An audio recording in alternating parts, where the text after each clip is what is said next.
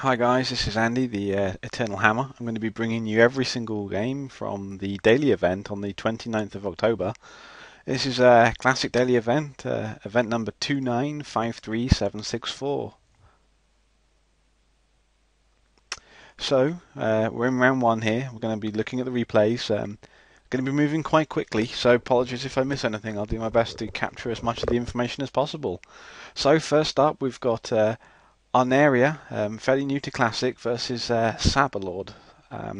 Saberlord's a good player normally on shops and is usually an interesting character to watch, especially in the chat window.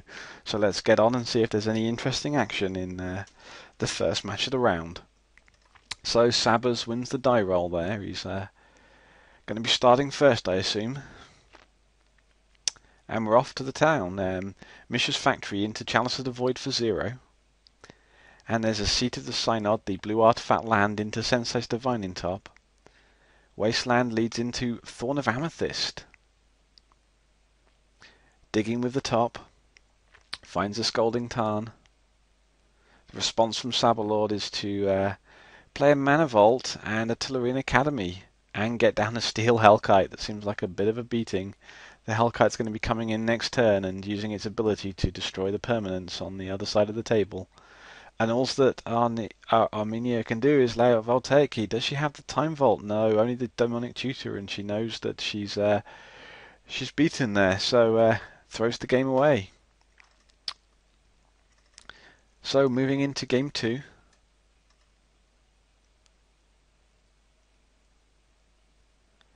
We see the Mana Vault. The shop's player leads with its namesake card, Mishra's Workshop, into Sol Ring and the Thorn of Amethyst. Getting the early resistor down is critical for the shop game. Another Thorn of Amethyst.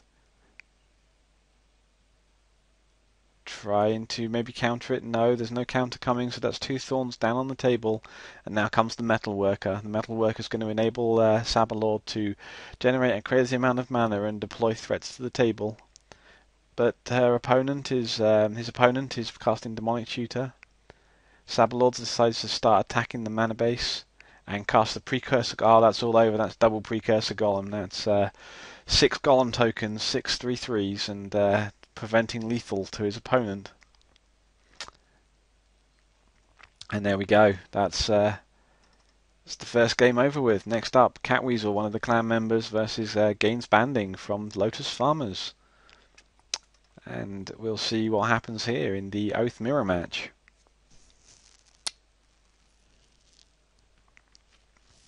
Gaines Banding leads with the turn 1 Brainstorm, having mulligan to 5.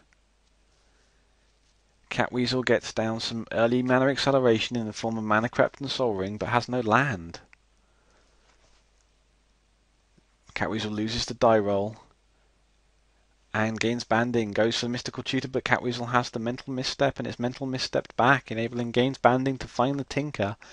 Gaines Banding has the Mana Crypt and the Tinker, and there's Blightsteel on the table. Cat Weasel wins the die roll, and she has the Tinker her own, so there's a Blightsteel staring down the table at each other. Now if they attack into each other, they'll kill each other because of the infect, even though they're indestructible. Gaines Banding has to block when Cat Weasel attacks, and Cat Weasel's able to gush. Cat Weasel has a full grip of 8 cards now, discarding a Force of Will, and Gaines Banding's down to 1 card in hand.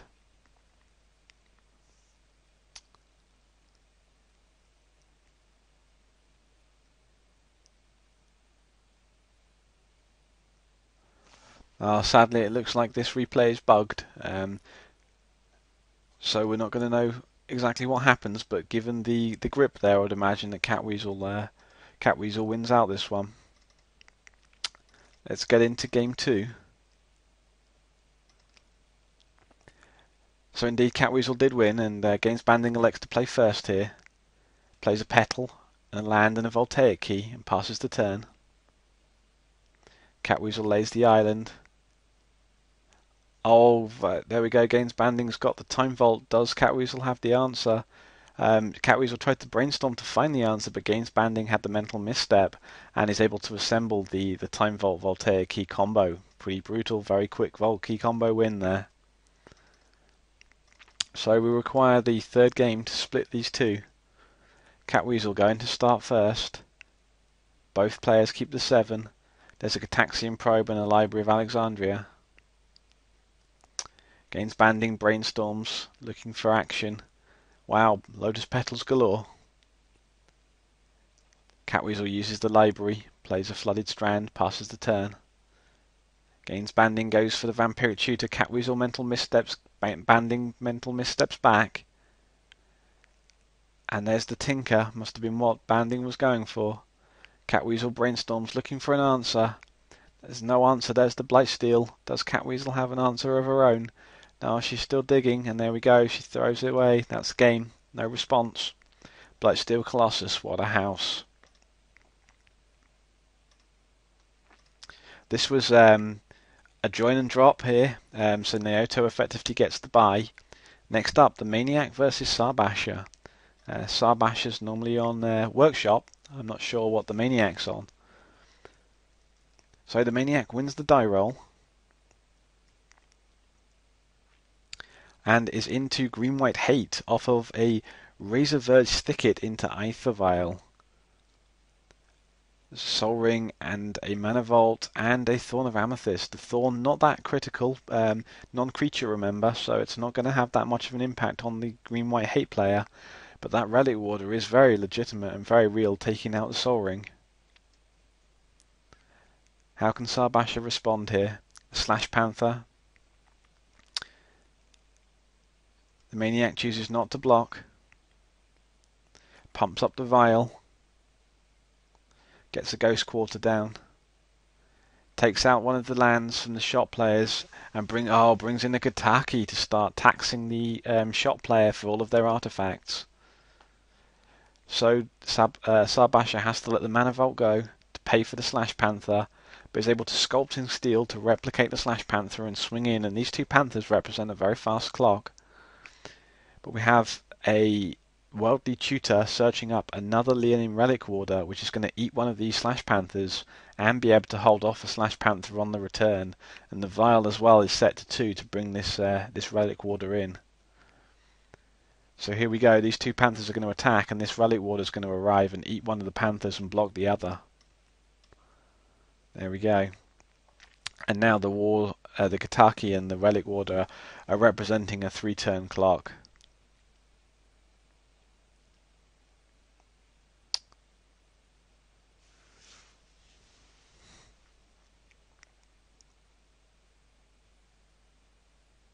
Gaddock T comes down to prevent Lodestone Golem or Precursor Golem if there's another Workshop top deck. And there we go, that's game. The Maniac Green-White Hate takes game 1.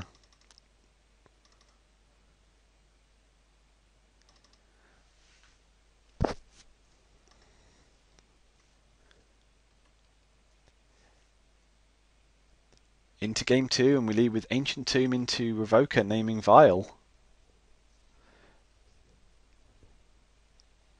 And gets down the Resistor, but in response the Swords to Plowshares takes out the Revoker. The Green-White Hate player lays a land and passes the turn. Shop seems to be out of action.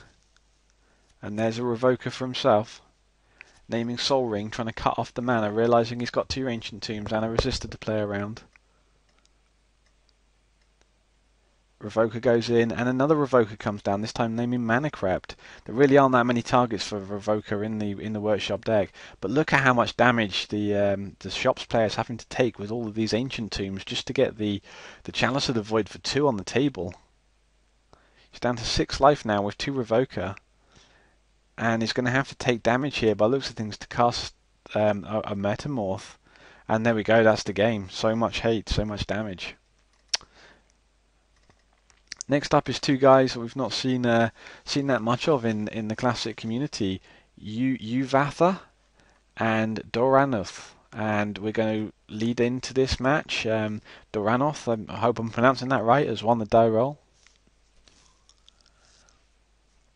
And it looks like playing a fish deck. Yeah, there we go, Noble Hierarch. I wonder if it's a dark fish deck there. The Marsh Flats make me believe there might be Dark Confidant hiding in this deck.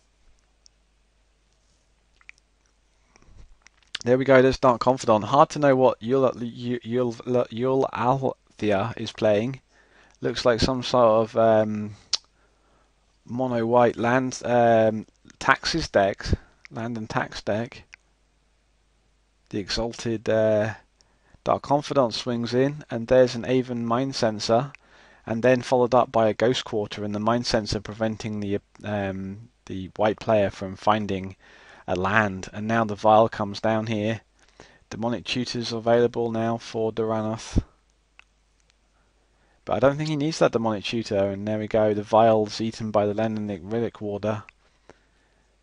The Mind Sensor's preventing a pretty fast clock, and can't see this going any other way than the Dark Fish deck really getting into the path and beating down. There we go, there's a Tide Hollow Sculler. Pretty one way now.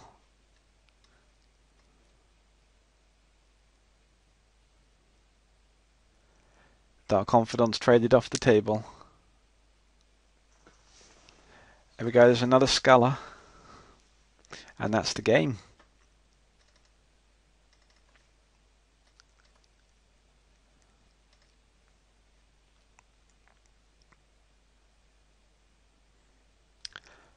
We see Lotus Petal into turn 1 Vial.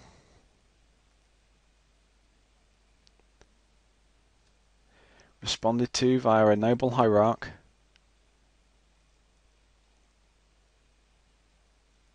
Oh, there's no land on this side of the table. Oh, this could be critical.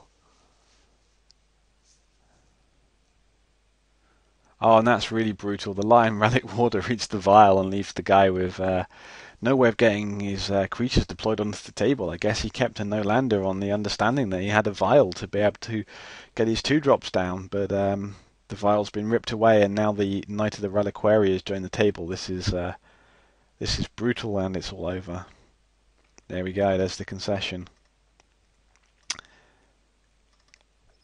Next up,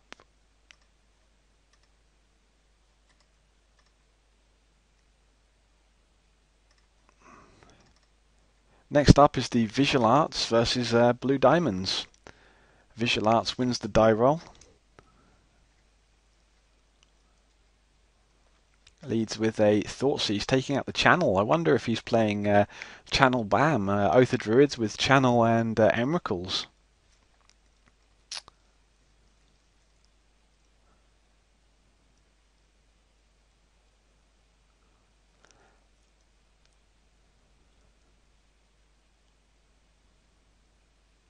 It's Demonic Tutor.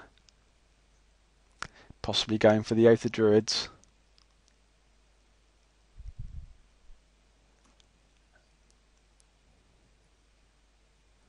There we go, there's Diamonds laying the Druids, but Visual Arts has got the Force of Will with the blue back spell of Jace the Mind Sculptor.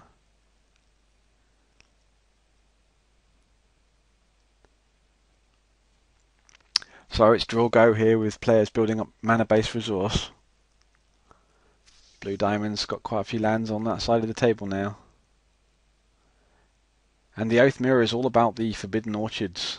And at the moment Blue Diamonds is winning that battle, and he gets an Oath of Druids onto the table.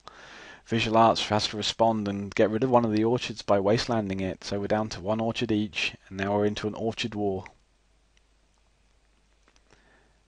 Thoughtseize takes out the Tinker, wow. And he has the wasteland for the second orchard and can start to win the orchard race.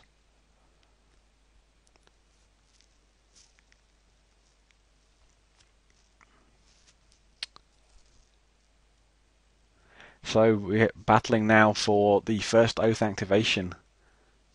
And there it is, finding Blightsteel. And that's all over.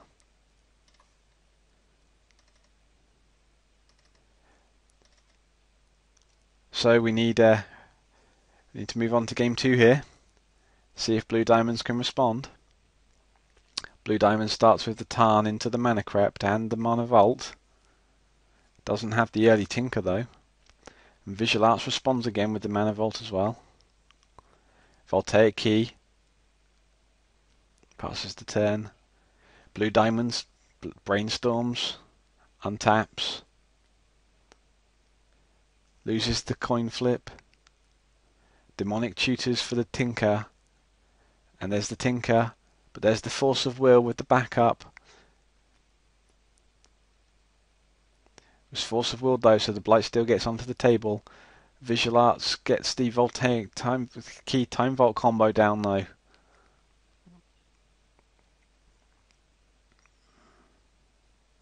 And there we go. No way back there for Blue Diamonds now that the two card combo of Vault Key and Time Vault and Voltaic Key is assembled. It's just going to enable Visual Arts to draw out the deck and eventually win the game. So the Concession.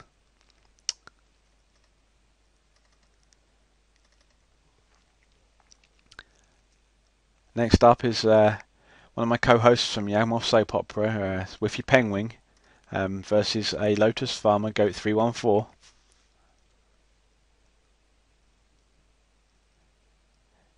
And Goat is on Workshops. He's been testing a version with Welder, and it looks like Whiffy is on Dredge. Lodestone Golem on the other side of the table, and Dredge has to start doing what Dredge likes to do best, which is to fill up his graveyard. We'll maximise the graveyard so you can see what's happening here.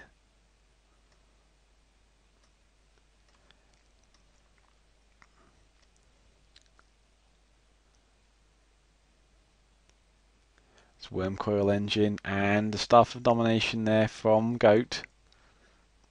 But Whiffy can now start dredging.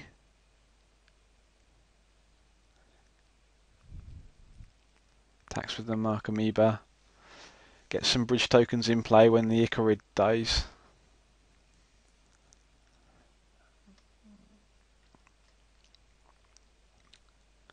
George elects to take the damage. And there's another Lodestone Golem and another Lodestone Golem.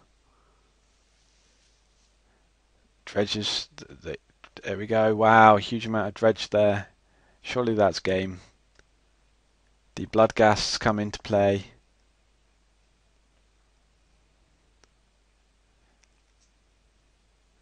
Even more bridge tokens come smashing in.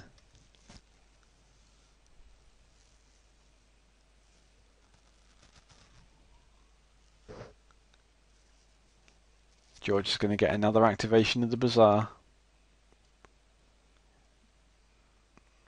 And just swings in conservatively, leaving back blockers. Icarid dies, more bridge tokens come back.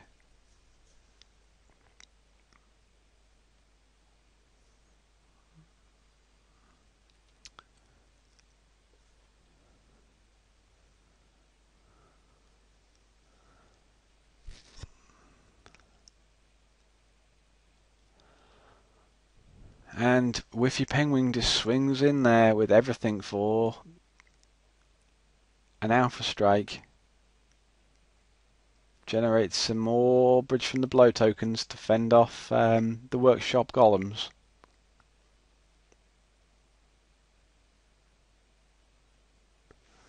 Slow grinding it from Dredge in game 1.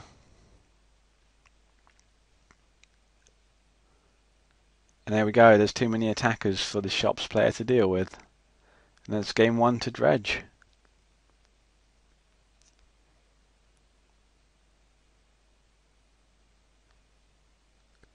Okay, so Goat gained enough life to stay alive there. But surely he can't overcome all of these zombie tokens. It's just a matter of time. There we go, Whiffy swings in again with the zombie army.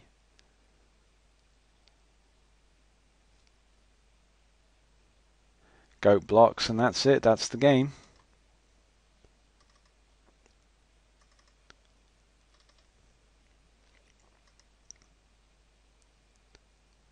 Game 2.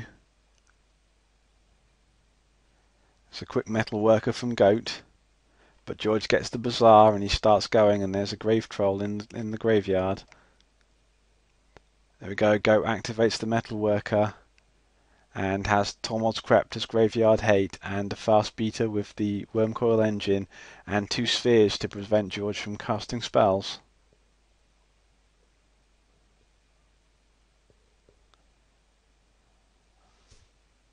There we go, here comes some free creatures for George.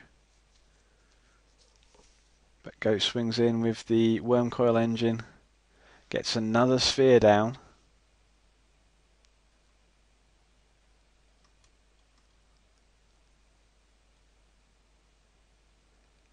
And I'm not sure what happened there, but with his clock is right down to 6 minutes, and he elected to concede that game.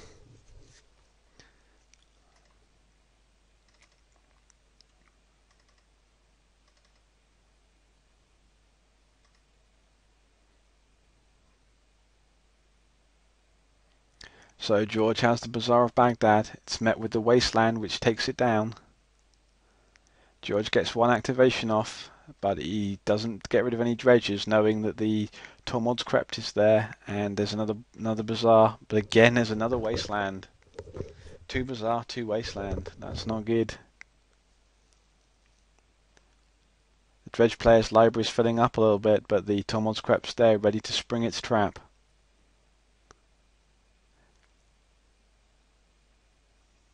Another strip mine there if required for action. Metal workers on the table ready to do something broken next turn.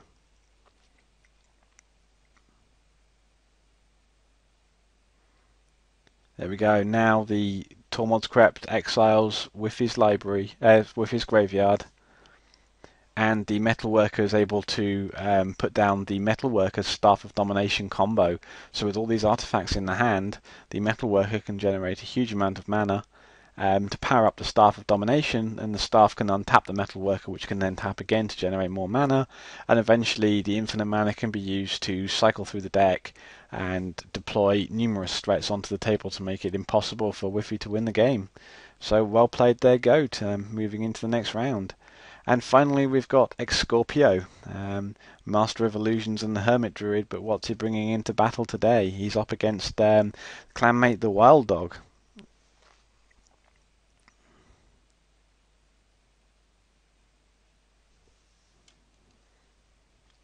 So the Wild Dog's on Bazaar of Baghdad, as he has been now for the past 2 or 3 weeks.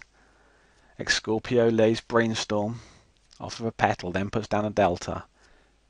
Wild Dog starts to dredge, finds a couple of Stinkweed Imps, and then goes nuts.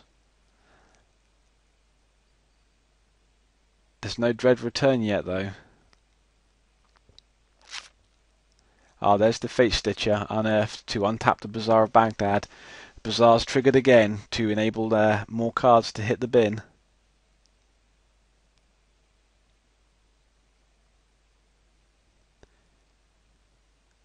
The Icarid's going to die and bring back more zombie tokens. And there we go, the Wild Dog's wilding. Scorpio's had enough. So I'm not sure what Scorpio's on, but it's going to be all about finding the Dredge hate from now on in, as the matchup with Dredge often is. And there we go, the Wild Dog mulligans off of a Serum Powder. And it looks like Scorpio's on Hermit Druid here with the Tropical Island. There's the Ixalid Jailer as the hate card of choice.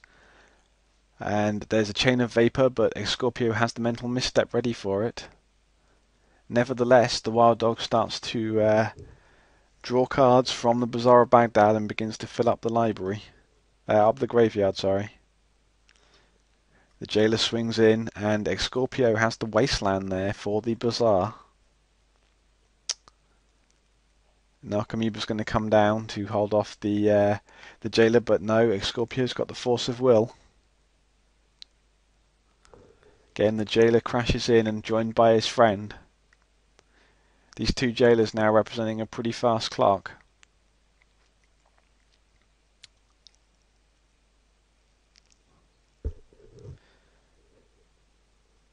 So the Wild Dog manages to take out one of the Jailers with a Narcomoeba.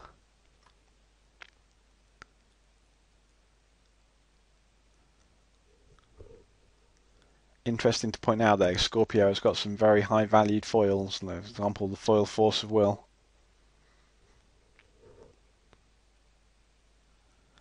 Wild Dog gets a Bloodghast into play. Don't think it's going to be enough to save him in this game though. Bloodghast, remember, can't block.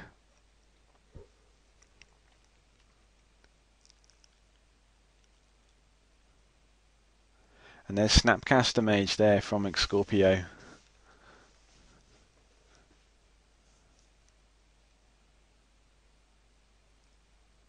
There we go, that's game. So again, we need a third game to decide this match.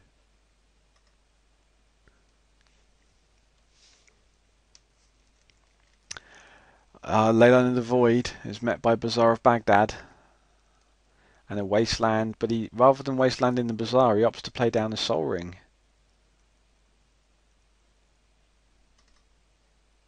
There's the Nature's Claim for the Leyline, but it's met with Force of Will. The Wasteland now takes out the Bazaar, and another Wasteland for the Undiscovered Paradise.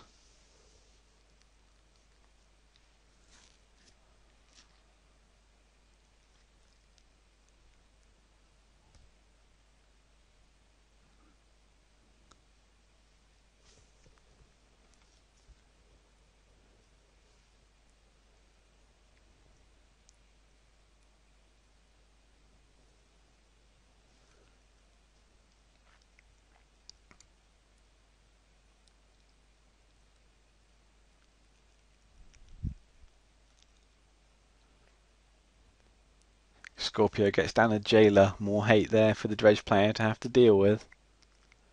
The Jailer also representing a reasonable Clark in this situation.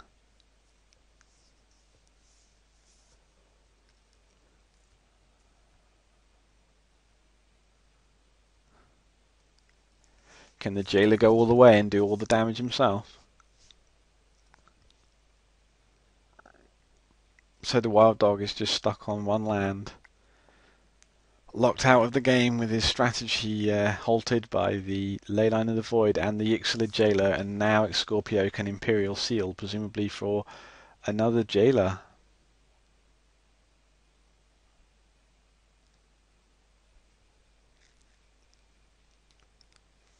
Scorpio wastelands the Bazaar.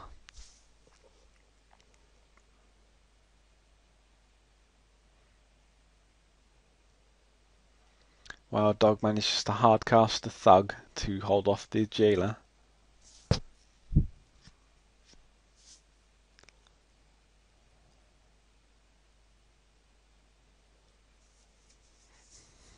Scorpio brainstorms, lays another land.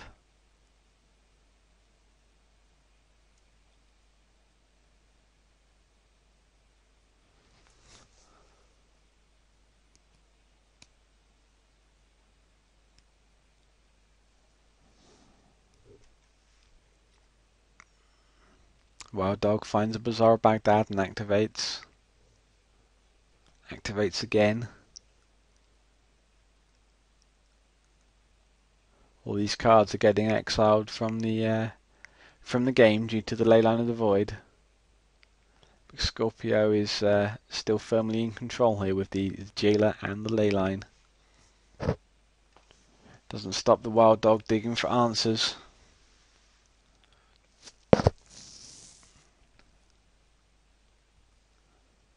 And the Narcomoeba is going to start picking away at Scorpio's life.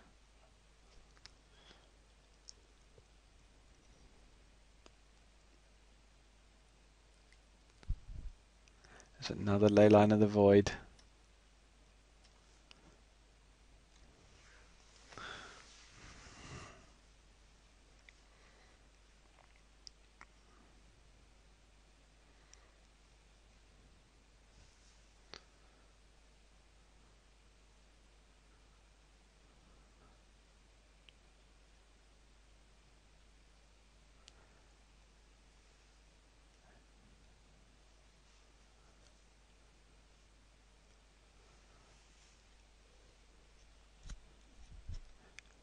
Wild Dog tries to see what Scorpio's got in his hand, but Scorpio's having none of it with a mental misstep.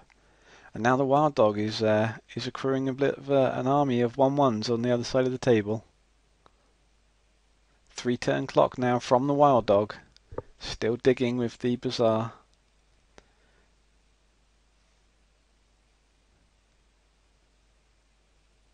Another creature joins the battlefield for the Wild Dog. Scorpio Snapcaster Mage. finds the Imperial Seal.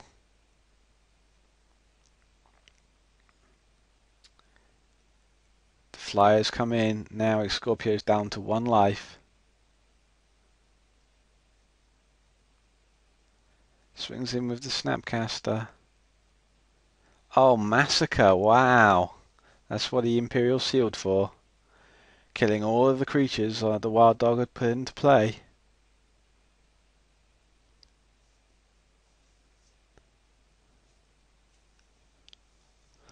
Wild Dog tries to fight back with a Stinkweed Imp, but that's met by Snapcaster Mage.